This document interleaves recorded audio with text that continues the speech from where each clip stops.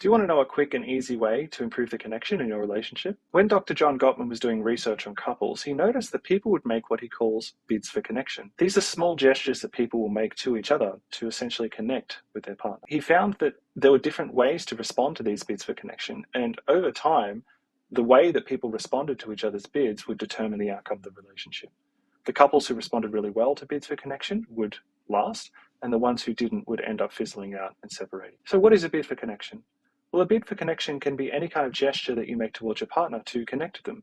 It can be a look, it can be touching them on the shoulder when you walk past, it can be making an observation, oh, it's a really nice day today, or you might ask them a question about their day. These are all bids to connect with your partner. A lot of people ignore these or don't respond in a positive way, and this can really be detrimental for the quality of the connection in the relationship. There's a couple of reasons for this, but what I observe when I'm working with couples is that people primarily don't respond to bids for connection because they just kind of get used to their partner, especially if you're living with someone. You end up just feeling like this person's just another part of your day and you don't really engage with them as much as you would have if you were still dating. However, I think the more damaging reason has to do with using smartphones and technology. These days, our attention is consumed by devices, and so we're often not really paying much attention to the world around us or looking for a form of escape in the form of our phones or other media. And so when our partners are making bids for connection, we typically will ignore them in favor of watching whatever's going on. So there's three different kinds of ways to respond to a bid for connection. The first way is for you to give a negative response.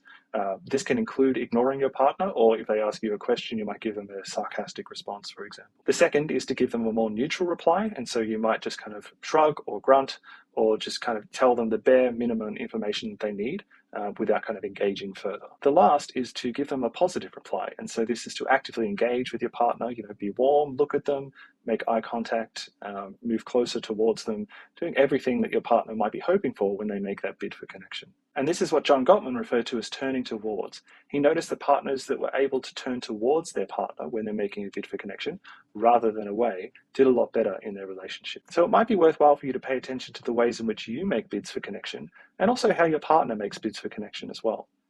Once you notice these, actively engaging with your partner when they make a bid for connection can go a long way to improving the connection in a relationship.